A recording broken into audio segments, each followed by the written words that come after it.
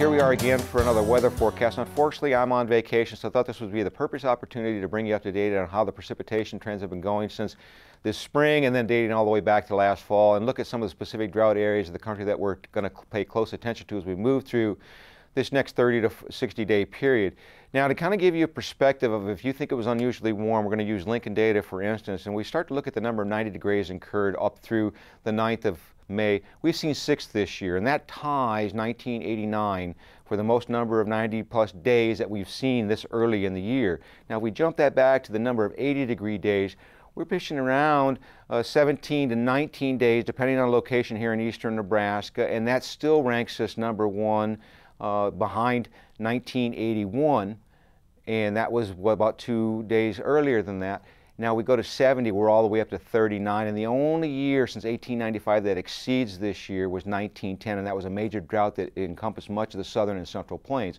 So if we take that and look forward, we have seen an uptick in precipitation, but these above normal temperatures that have run 7 consecutive months here in Nebraska, dating all the way back to last September, which was our last cooler than normal month, and then looking back even farther, 9 of the last 10 months have been above normal, and if that trend continues, of course, we're concerned about the water use issue as we go forward. So every bit of moisture we get now is very important going forward. So let's take a look at the drought monitor and see what it's showing in regards to drought. And as we go to that, the one thing I'll draw your attention to is up here in the northern plains, there has been a significant reduction in the drought areas.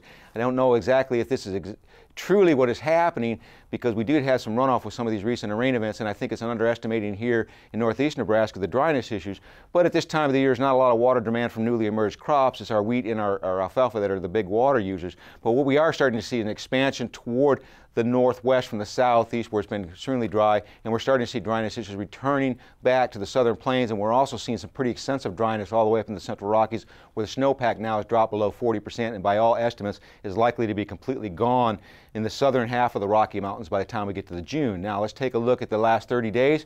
We have seen a significant uptick in precipitation across the northern plains, which was a drier trend has now turned wet, and a lot of this is from the recent thunderstorm activity, but notice we're starting to see some drier patterns starting to emerge across the southern plains and the southeast. And this bears watching to see whether or not this shifts northward as the jet stream itself starts to shift toward Canada. Now, as we go to the 90 days, we do see some residual moisture up here in the northern plains, again responsible for most of this recent thunderstorm activity, and we start to see an emerging dry pattern encroaching into the eastern corn belt. So again, we'll need to watch this with keen interest. And if we go back to the water year, we see that it's very wet and across the eastern corn belt, so they do have some deep subsoil moisture. More spotty here across the western plains in Illinois, where it just depends on if you receive some good thunderstorm activity. And for Nebraska, looking from northeast into south central Nebraska, we're still running deficits of 2 to 4 inches.